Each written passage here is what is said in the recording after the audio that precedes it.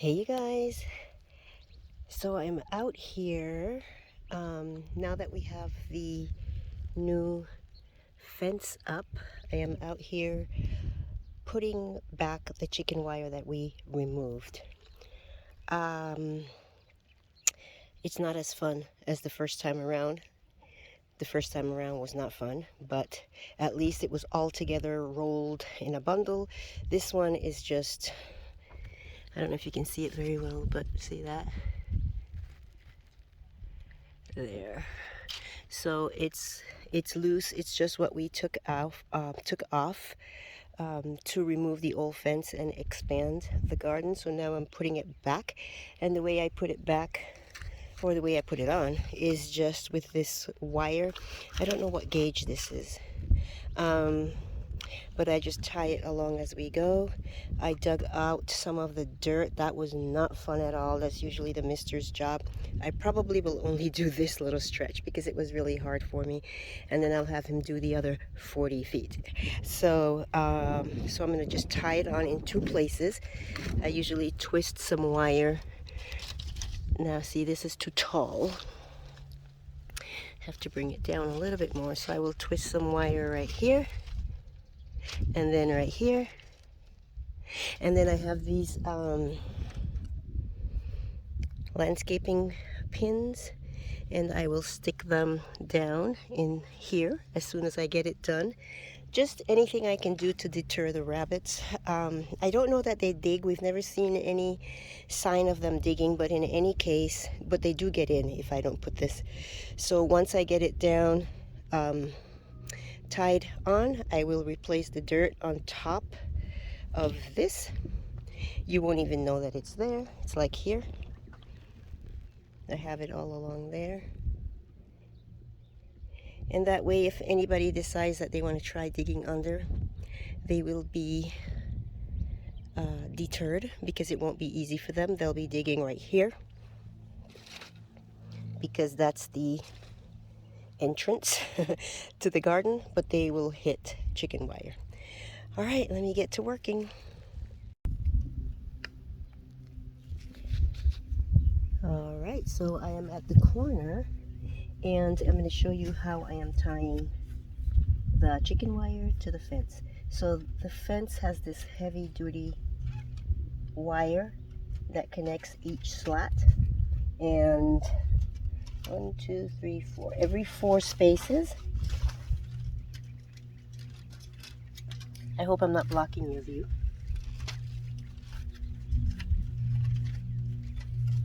I just put wire, get it started, then I use my pliers.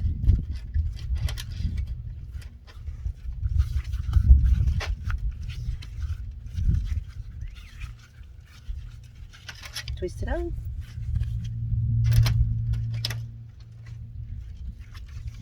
And then cut it.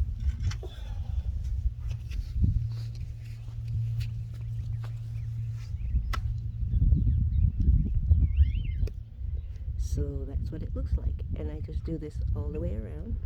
I did one at the bottom. You may not be able to see it, but there's one right here. I'm going to twist it.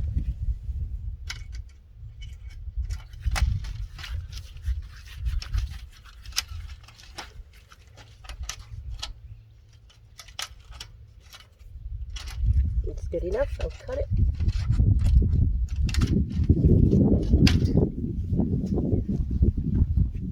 And that makes it secure. I'm going to come back later and put some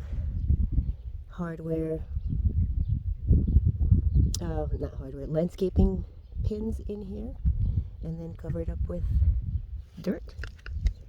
And this side is done.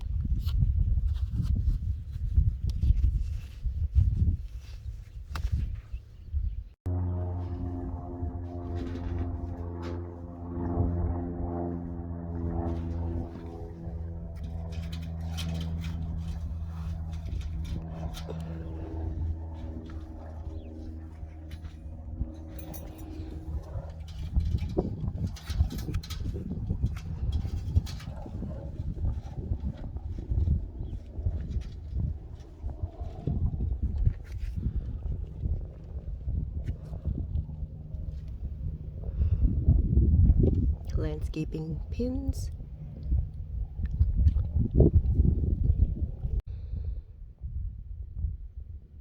So you can see right here that this is curled up. This is chicken wire that I used before, so I'm going to put some landscaping pins at the edge to keep it down before I put the dirt on.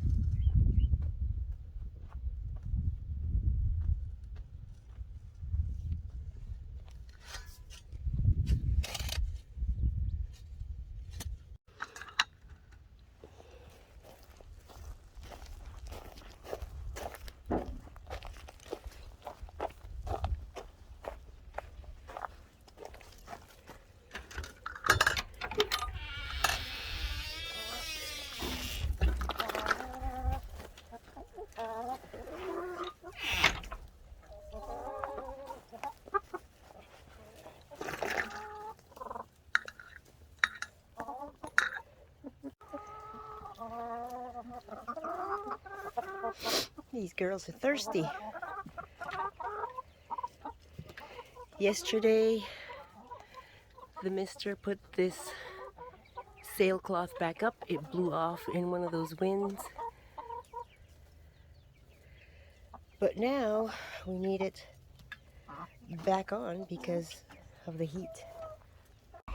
We have got to move this nest box over here somehow because the three amigas will not lay their eggs in it, or, well, the older chickens won't let them lay in their nest box. So they always lay in this corner. This is one of the cream leg bars, and this is the wild summer.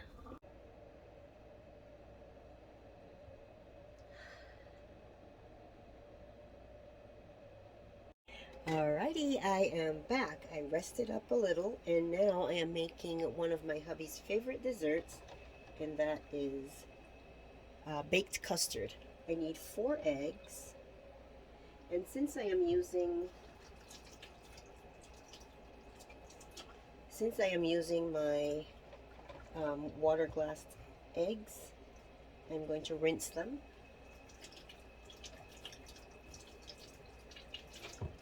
Okay, they were preserved in pickling lime, and I don't want to get any of that in the dessert, so I rinsed it. These eggs are 7 months old. These were done on September 3rd, and I have about 30 eggs in here. So just on the off chance that there's a bad egg, I am going to open them or crack them open into this bowl first.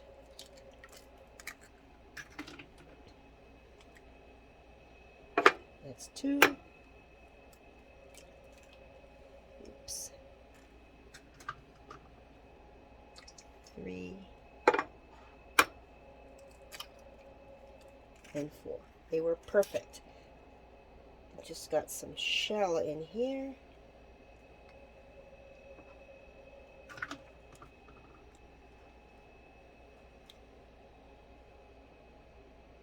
Okay. 4 eggs.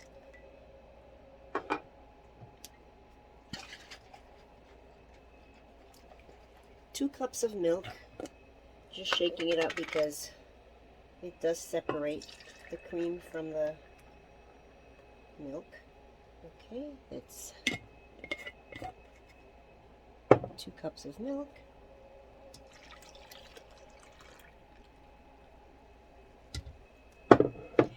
Half a cup of sugar.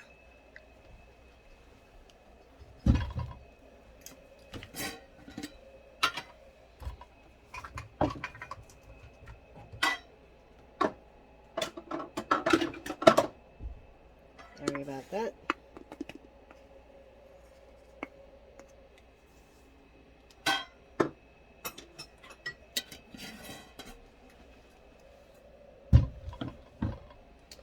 Let's see. Teaspoon of vanilla. This is my homemade vanilla. And I always put a little bit more because vanilla makes everything good. And nutmeg is the last ingredient, but the nutmeg gets put on top. Whisk this.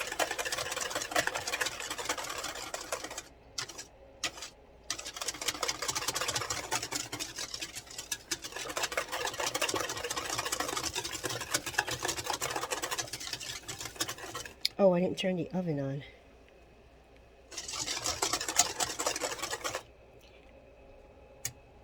Okay.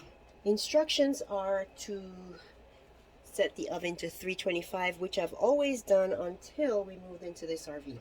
The oven is off. I mean, it burns things sometimes, and sometimes things just don't cook readily, and I have to leave it in longer. For example, this this let's see, at 325 it should be 325 for 50 minutes, 50 to 60 minutes. For me, at 325 I end up baking it for about an hour and a half, hour and 20 minutes. And so this time around I am going to set the oven to 350 and hope nothing gets burnt. Okay, let's see, where is my... I'm going to put the nutmeg on now.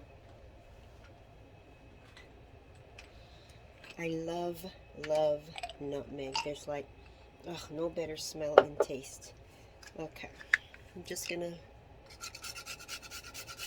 put some across the top.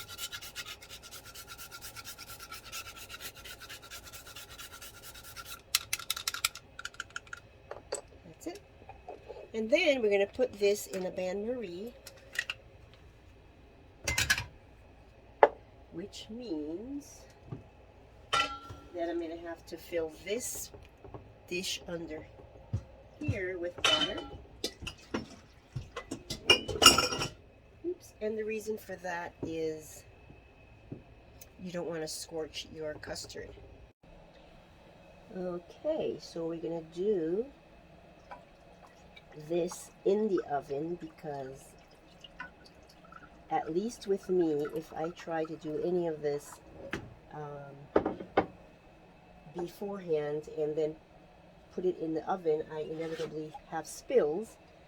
So this is almost halfway up the dish, and that's what we want. So we're going to close this and bake for, let's see, 350 for me for about an hour, hopefully. For you, 325 for 50 to 60 minutes. Alright, I'm going to make some dinner, and I didn't plan this very well. Number one, I didn't check to see if I had bell peppers. I don't, but I do have some dehydrated bell peppers, so I'm going to put 1/8 of a cup. Is that right? I think that's right. I think it's double. An eighth of a cup dried will yield quarter cup. So I'm just going to put some water.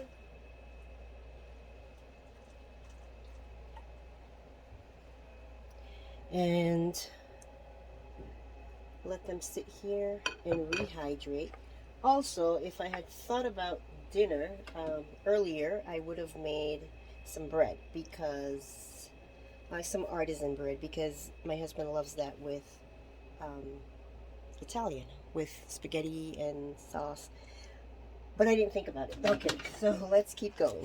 I'm going to make some Italian sausage, and I think I want to not take them out of the casing, but just slice them up and brown them. Little medallions. Yep, that's what I'm going to do.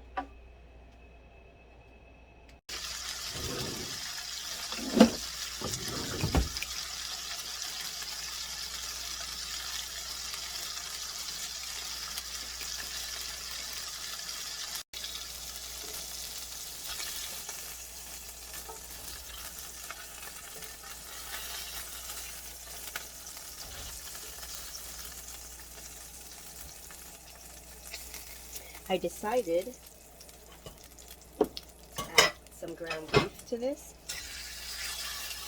and it's a good thing there's some oil in there because this is a pretty lean ground beef and it needs a little help with oil.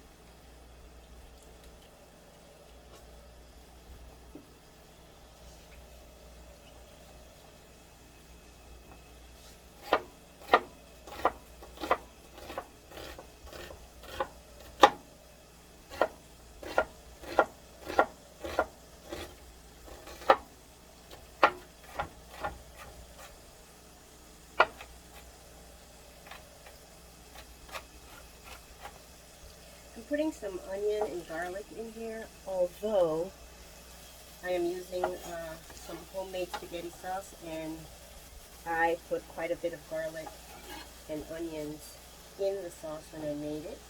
And I also put zucchini, squash, yellow squash that is. Did I put mushrooms? I don't know if I put mushrooms. A lot of herbs. I mean, everything you would want in your spaghetti sauce, I already have it in there, but we love garlic, so, and it never hurts to add more onions. Whoops. Get back in there. Okay, so I'm going to put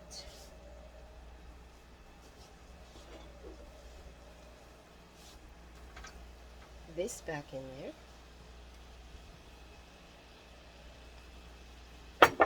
And soften the onions and wait till the garlic gets aromatic. Okay, let's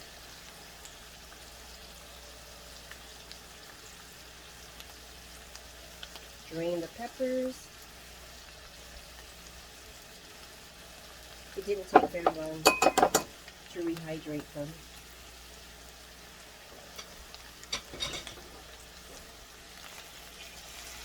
But I like peppers in my pasta sauce. I don't think I put any peppers in this when I canned it.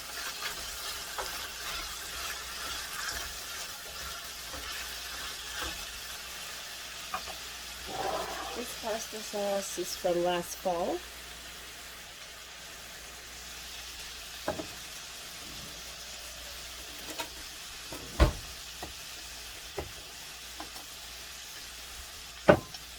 So when you're opening stuff that you've canned, you want to hear that telltale pop. That little that tells you that it was sealed properly. And I always smell, and it smells delish.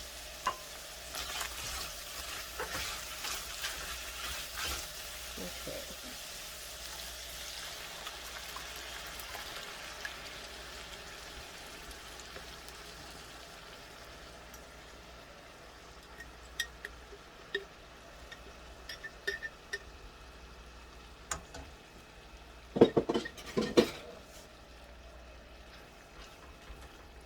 So now I'm going to put a little salt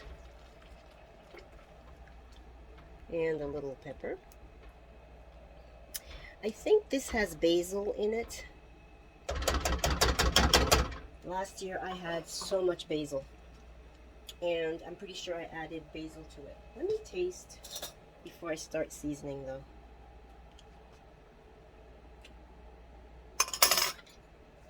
That tastes good. Needs a little bit of salt.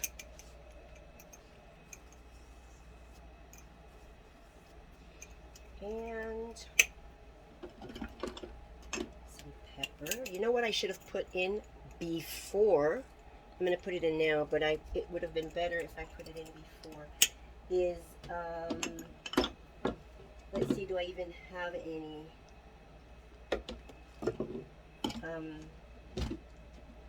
Red pepper flakes. I do.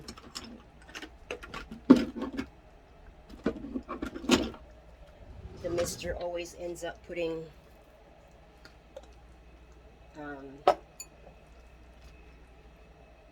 pepper in his spaghetti sauce. We made some pepper last year from 3 different kinds of peppers we had in the garden. And he loves that. Let me show it to you. Hopefully we'll make some more this year. I just dehydrated the peppers and then powdered them in a little blender. Okay, I'm going to add some wine. And then I'm going to taste it. And I just broke my cork. I'm usually pretty good at taking the,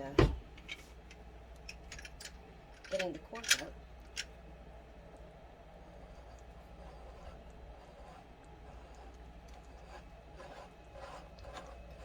And I'm going to, as far as spices go, oops.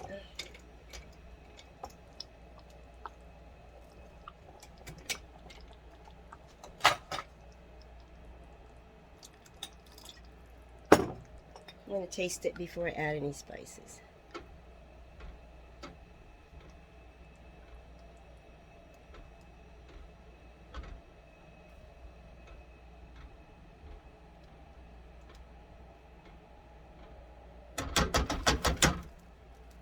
I know I am biased, but I will tell you guys that my spaghetti sauce is the best that I've had. And the mister concurs. A little bit more salt. And I'm going to put an oil blend. Let's see.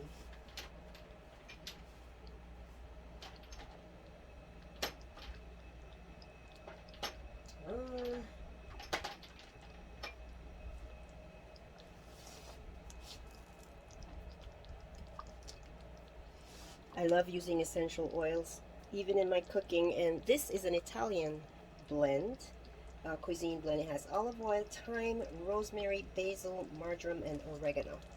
All the Italian flavors, and it's pretty strong. And I hope I didn't put too much. I meant to put just 2 drops, but I think I got 4. I can smell the oregano. Okay, this is looking pretty good. We'll let it simmer for a little bit before I taste it again. But I think that's about it.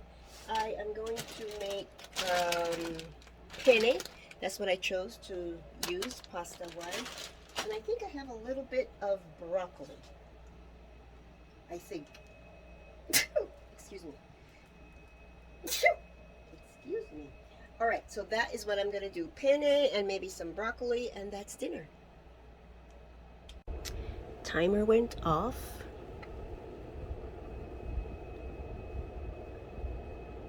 It's perfect. I'm spying on my honey. I'm here in the kitchen making dinner. He had a 12-hour workday today, came home, made 2 garden boxes for me. He's putting the second one that he made today out. He made a little one also that you might see on the right. He checked on the chicks to make sure that they were okay, had enough water, that their light was on. And I was wondering where he was, and here he is, laying out the boxes for me so that I don't have to. I really appreciate everything that he does. That's my mister.